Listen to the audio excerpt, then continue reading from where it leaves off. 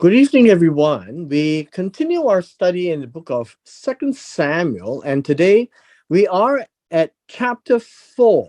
We left off yesterday towards the end of chapter 3, and we have had some very interesting discussions at the end with regards to how difficult a time it was when Avner was actually killed as part of a revenge by Joav and the brother Avishai.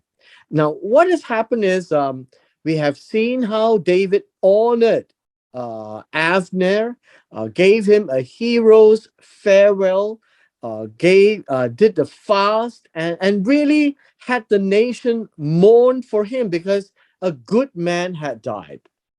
Now, when we come to chapter 4, it continues. He says, and when Ishbosheth, and notice this word Ishbosheth uh, does not appear in the Hebrew, but it is Ishbosheth, right? It is Ishbosheth. It's just that it's not in the Hebrew text.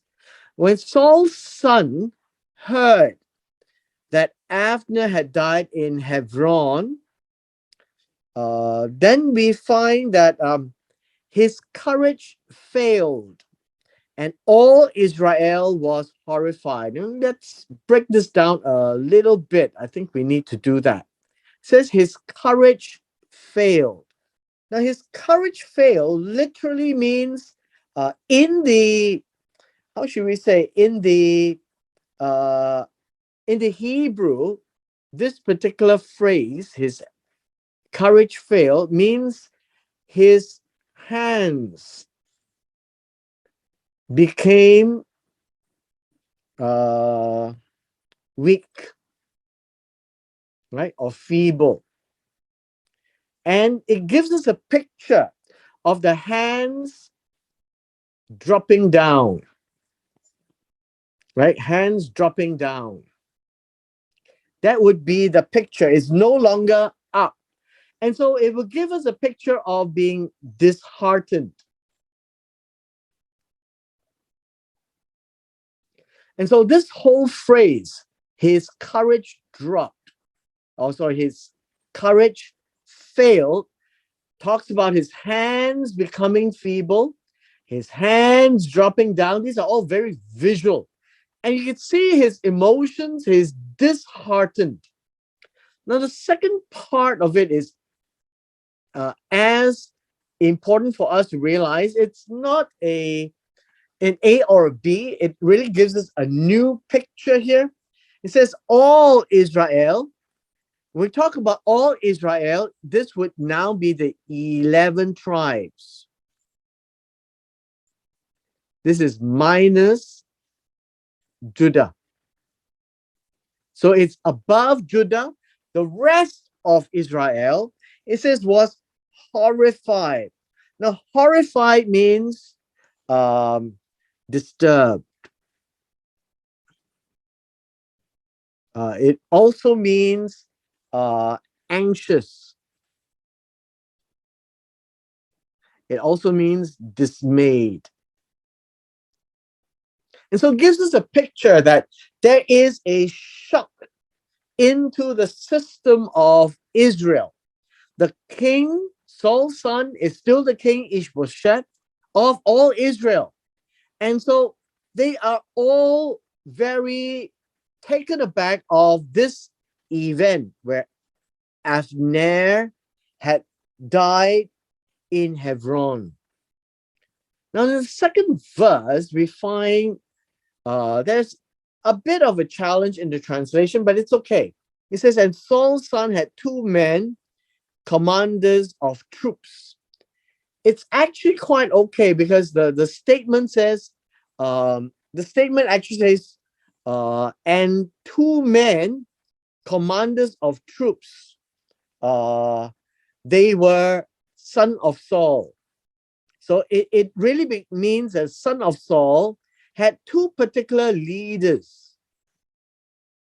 right? Two particular leaders who had troops under them. And the first one was named uh, Baana. The second one was named Rekav. They were sons of Rimmon, the Beeroshi, the sons of Benjamin, but they are sons of Benjamin in, I would say, in a more adopted way. They were not really part of Benjamin, but Benjamin had entered into what I believe in the area of the Philistines and took over the place called Beerot.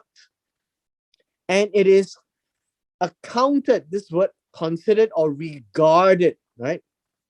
It was regarded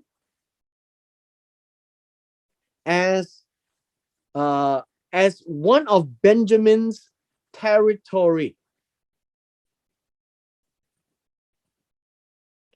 And so these two gentlemen, Baana and Rekav, had been the commanders of Ishbosheth's troops or the soldiers. In verse 3, we are also told that the Beerotites fled to Gittaim and have lived there as strangers until this day. Now, just a little background on this particular verse. If you remember 1 Samuel chapter 31, verse 7, when Saul had lost the battle, these Beerotites, they fled. Now, the idea of fled is, I would say the word here is run away to another place where it is safe, and that place is called Gittaima or Gittaim in the English. And they have been living there. I guess you can say that they have been a Gur. They have been living there until this day. And so live there as strangers. This word here is that been uh they have been gur, right? Gur. Gur means well, you can say they are strangers. They are temporary dwellers. Now, temporary means they were originally from another place. Now they are in Gittaim. And so they are considered temporary dwellers because that's not their primary home. That's what it means, right? Until this day. What day? The day of writing. The day of writing this. Now we go on to another major narrative. And now Jonathan, Saul's son, so you know Jonathan is Saul's son. Now he had a son who was disabled in both feet. Now, the idea of disabled here means the English word is stricken. Let me just put it down. Right? This is stricken. Or you can say maimed. But it is in both feet. Right? Both feet. What was that? What does that mean? It means that he can't walk. And so the background picture is this.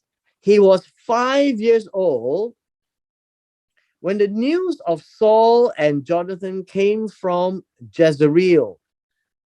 This would be in 1 Samuel 31. And so what also happened was when the news went to him, the nurse picked him up and fled. But it happened that when she was running away in a hurry, then the son of Jonathan fell, and I guess you could say that he fell in a way that he became lame. Now, this word could no longer walk. Was it literally means he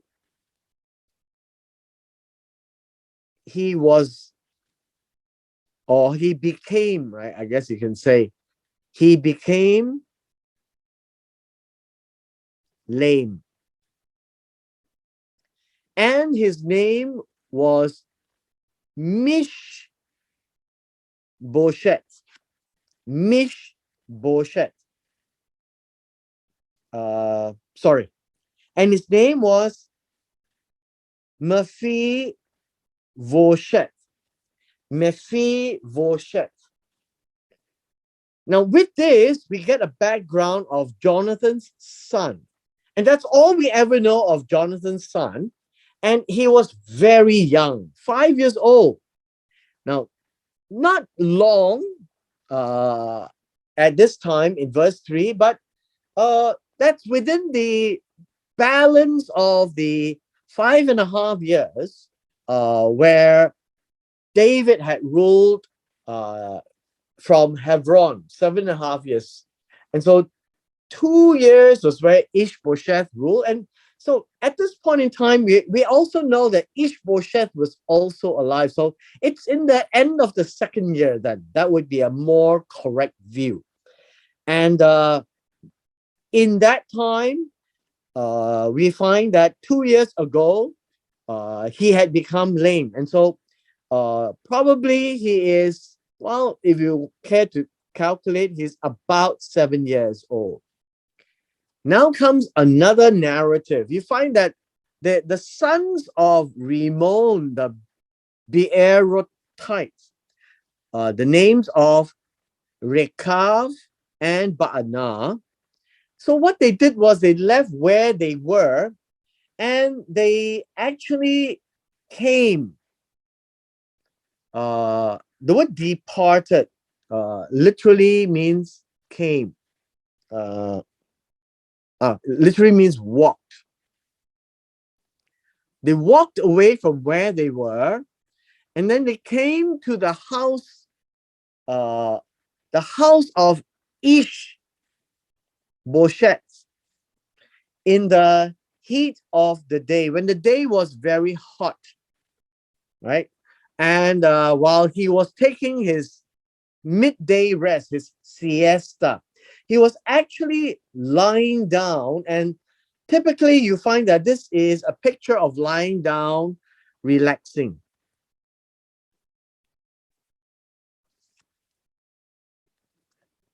Now, something bad happened in verse 6. They came to this word here is the midst of the house, right? Midst, the middle or the inside of the house. And they said that they were here to fetch wheat.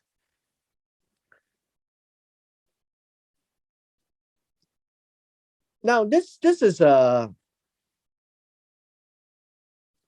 this gives us a picture. When it says to fetch wheat, uh, they were actually pretending, right? They were pretending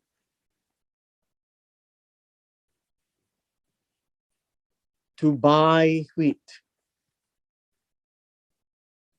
So this was supposed to be a business transaction.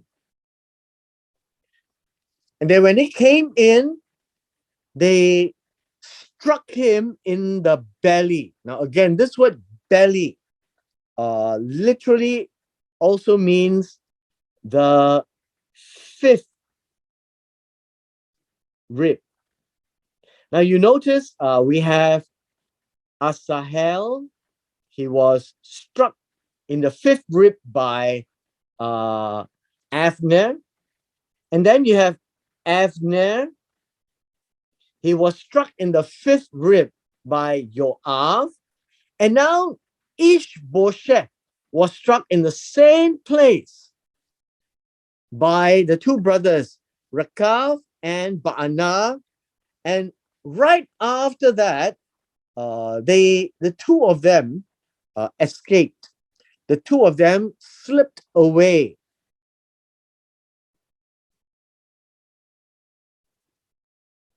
Now, this in its narrative shows that Ishbosheth is not in an argument, it's not in a fight, it's not in a battle. So Ishbosheth did not die in battle.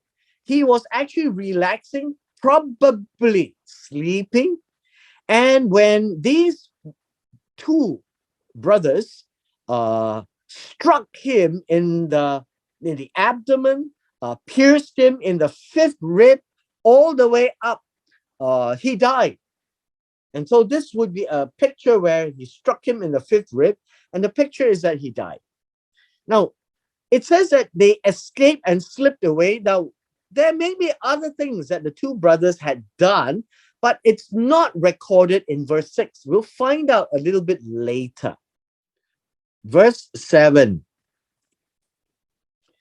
This says, when they had come into the house, as he was lying in his bedroom, this may give us a picture that he may be sleeping. And so they struck him and killed him. This was the striking him in the fifth rib. And then they beheaded him. This is important. They took his head away. Now, all in all, you find that the word kill in verse 7 is the word die, caused to die. So kill him means cause him to end. Now, it does not necessarily mean that he had died. And we learned that in 1 Samuel chapter 31, that when Saul fell on his sword, the armor bearer thought that he had died. Now, in chapter 1 of 2 Samuel, you find that this Amalekite came and saw Saul trying to prod himself up on a spear, and he wasn't quite dead yet, but he was really terminal. And Saul asked him to kill him so that he would not be humiliated by the Philistines. And yes, the Amalekite killed him and took his crown and his bracelet. Now, we will talk about this same Amalekite a little later. And so in this case, we see that same word and put him to an end and cause him to come to an end. And so we read it as killed him, but literally he has come to his end in a visual way. But the beheading just made sure that he was totally end. Now, the continuation of verse 7 says, and then they took his head, right? They took his head and they went by the way of the Arava all night. Now, by the way of Arava all night means that they are going by the, I guess, the desert, the plains, the desert. So this is the desert route. They call it the plains because it is flat. Now, in verse 8, it is very interesting that as they came down from the north to the south, they took the plains way where they went towards the plains of Jericho, coming down to the south and passing Jericho. They would probably come to Hebron after that.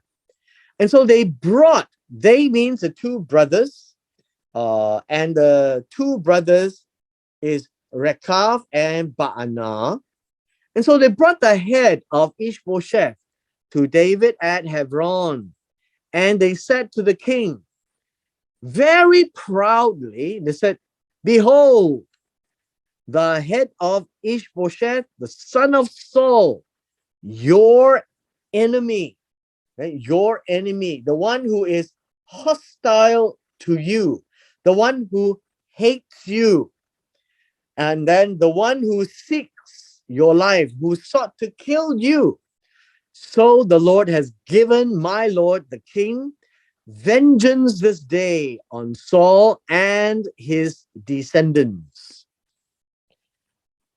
Now, let me just break this down a little bit. First of all, the first part is clear. The head of Ishbosheth took his head and brought to David at Hebron.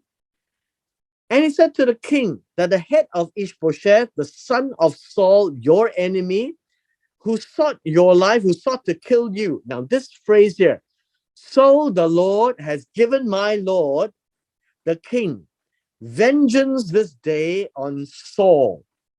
Now, the idea of vengeance is an act of revenge.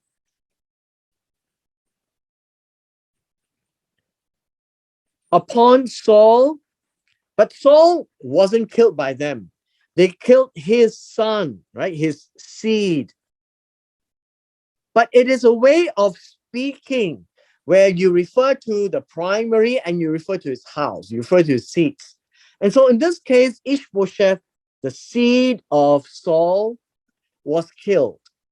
And so the revenge upon Saul had taken place this day. They made a claim, very interestingly, is that they made a claim that Jehovah has given, and this word here is Adoni, the king, the revenge on Saul and his descendants. Now, what do you think is going on in David's mind? Now, yesterday, when we were going through chapter 3 of 2 Samuel, we had ended the chapter saying, David says, I am feeble, I'm weak, I'm soft-hearted. David had no heart to judge Joab. He pronounces a curse, but he let it be. And so that was an act of vengeance, and he knew. And it was unfortunate, and it was hoped that one day when God were to judge Joab, God will judge justly for whatever he has done. Now, today, when we read in verse 8, another vengeance or so-called vengeance took place. And so we have Rakav and Baanah, the two brothers, came and killed Ishbosheth, took the head and brought it to David. He says, hey, you should be happy. We should celebrate. I have taken revenge for you this day. But little did Rakav and Baanah knew David was not bent on taking a revenge. As much as Saul was trying to kill David, there were 2 times that David could have killed Saul, but no, because he realizes and acknowledges that Saul is God's anointed, God's Mashiach. You do not do that to God's Mashiach. But to Ishbosheth, the man says, I have taken revenge on Saul, I've killed his son. And here is the head, and you should be grateful, David, that that this was done to avenge the hatred of Saul upon you. And so I'm just trying to bring you back to the level where David, lots must have been going on in his mind. How is he going to look at this and be just to the event? In verse 9, David replied to Rakav and Baanah, the sons of Rimmon, and said to them, now this is an important phrase, and look at the seriousness of this conversation. As the Lord lives,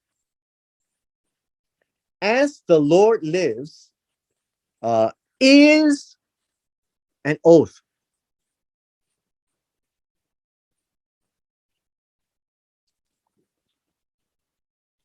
And so this is a serious statement. David looks at the 2 brothers and he looks at them very seriously and very severely, and he utters this oath. As long as Jehovah is alive, it is He who has redeemed my life from all distress. Here, David acknowledges that it is God, right? It is God, and it says He has redeemed, He has rescued. And so the word ransom may not be such a good word. So delivered. And so if you use the word ransom, it means to bring back to the rightful place, or yeah, place. This would be another way of describing redeem. You bring it back to the owner, right? The owner. So what is being redeemed? My life. My life was rescued by God and given me back. And this would be all distresses, all trouble, right? All trouble, all tribulation.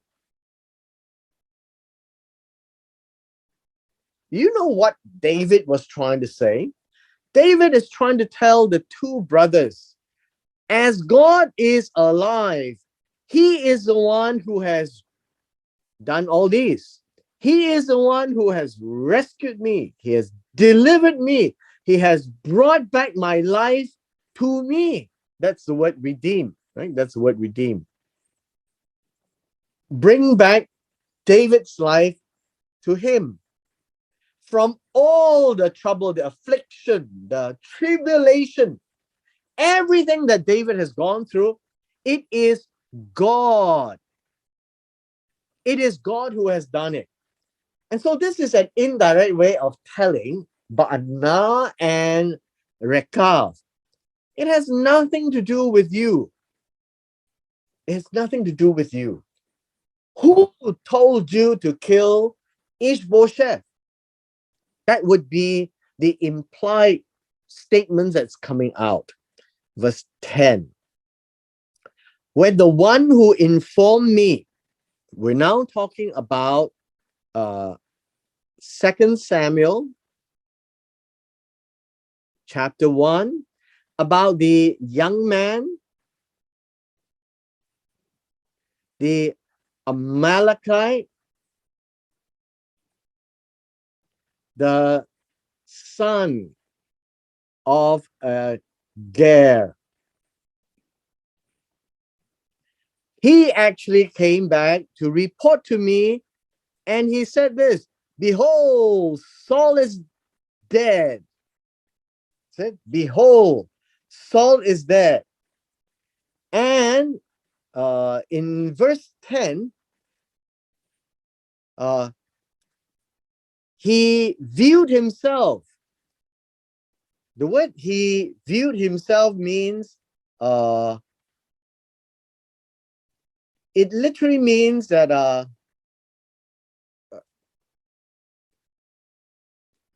in his own eyes. The Hebrew language is all about very visual, right?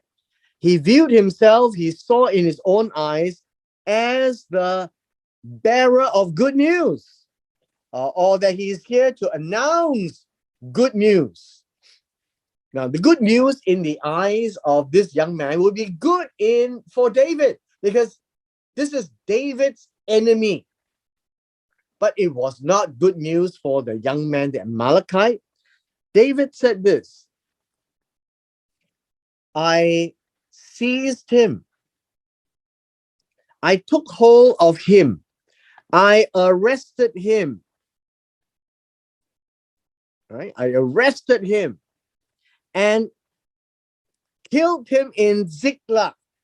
Now, the idea of killed him here is not to cause him to die. This is literally the word to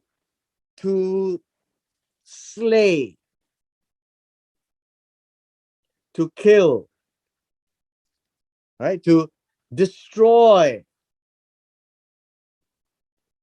uh, and to strike with a deadly intent.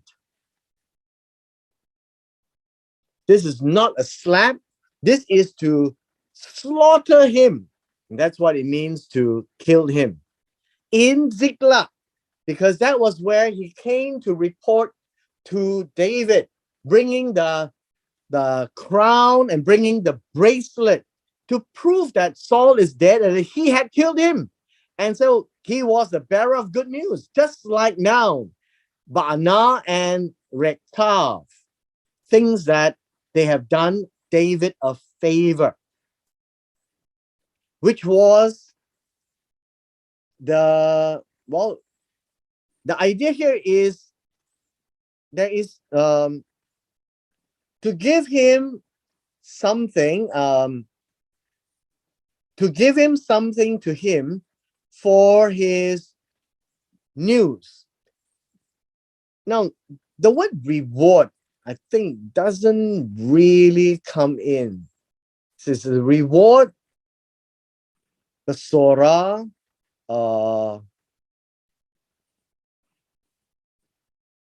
basically it is to say that there is a reward for what he brought, right?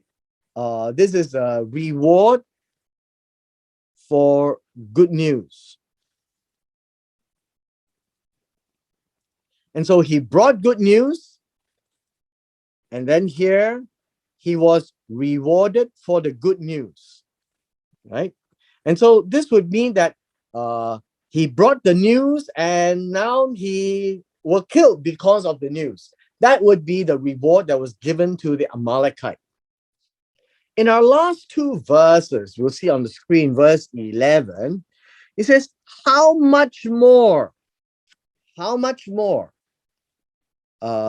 when wicked men. Now this word here, wicked, really is Rasha. Rasha, wicked, would be a guilty man, one who have walked away from the Torah. We can see it this way. They have disobeyed the instructions of God. And it says here that they have killed a righteous man in his own house, on his bed. And let's just take note of this.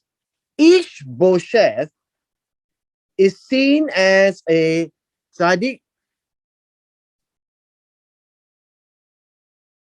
right? Tzaddik, a righteous man, one who is right with God.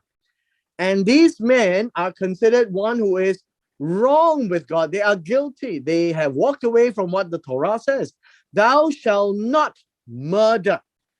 And so these men had killed a righteous man in his house, on his bed. And so what you find is that this is a murder. Thou shalt not murder. Kill with intent of the innocent. That's what verse 11 means. And then David says, shall I not require, this word is seek. Shall I not seek?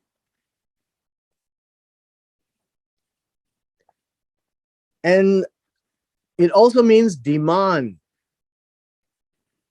Demand his blood from your hands Now demand his blood from your hands. It's a very familiar statement in Genesis chapter 9, right? This is Genesis chapter 9. Not only in the Torah, but Genesis chapter 9 talks about this, that God will require your blood. If you were to kill someone, then you will be killed. And so now David says, I will require his blood. What you have done, the guilt in your hands that you have taken his life, it is time for me to eliminate you both from the land. And so this word eliminate, it's in a PL form. It says that I should burn you, right? I should consume you, or I should remove you from the land. The land that they're standing on, the land of Israel, not the earth, right? And so here we actually do see that David is seeking justice for Ishbosheth. Why? Because Ishbosheth is righteous and he was killed or murdered in bed. So that's the conclusion that David had with regards to these two brothers who came and said, hey, I've done something for you. And David turns around and says, kill them, because they have done wrong in the sight of God and they have taken the life of a righteous man. And the thing is, they disregarded that Ishbosheth was the king of all Israel, even at this time. This was the end of his second year, if we say that he reigned for 2 years. And so David is passing judgment. And look at what David does in verse 12. When David commanded the young men, and they killed them, the two brothers, cut off. Now, this word cut off means to chop off. I think this would be a better word to use. Cut off is to cut in pieces. Cut into pieces.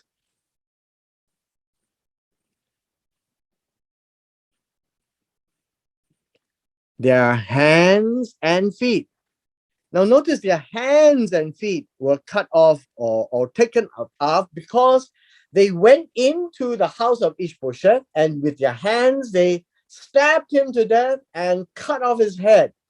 And this was a stark repayment for what they had done with their hands to Ishbosheth. The second part is this. They hung. This word hang, tala. Hang them up beside the pool in Hebron. Now, to hang, in this case, is to suspend, right? This word hung. It is to suspend. This is really put to death by hanging. This is the kind of word that's being used. So they were executed by hanging beside the pool in Hebron. And then the young man took the head of Ishbosheth. And very importantly, this is also an act of David. They buried it together in the grave of Avner in Hebron. And so now we have the two friends uh, buried in peace, as a hero as well. So, all in all, what we have seen is there is justice that was brought to Ishbosheth. David had made a covenant with Saul not to take the life of his house, and David said yes and honored it. Right now, he didn't kill Ishbosheth. It was these two brothers, and David executed them for killing an innocent, because Ishbosheth is innocent in this case, and buried his head. And that represents an honor that is given to Ishbosheth, together with Abner, whom David had also given honor to be buried in Hebron. And so the story in chapter 4 ends very sadly with a burial, but with dignity given back to Ishbosheth by executing his murderers. And in this case, it is murderers who thinks that they are doing David a favor, not knowing that David has a covenant with Saul, never touches Saul as the Mashiach, and promised Saul not to touch his family. Now, this in total is the picture of why the two brothers were summarily executed, just like the Amalekite who brought the crown and the bracelet of Saul. And with this, we come to the end of our session today.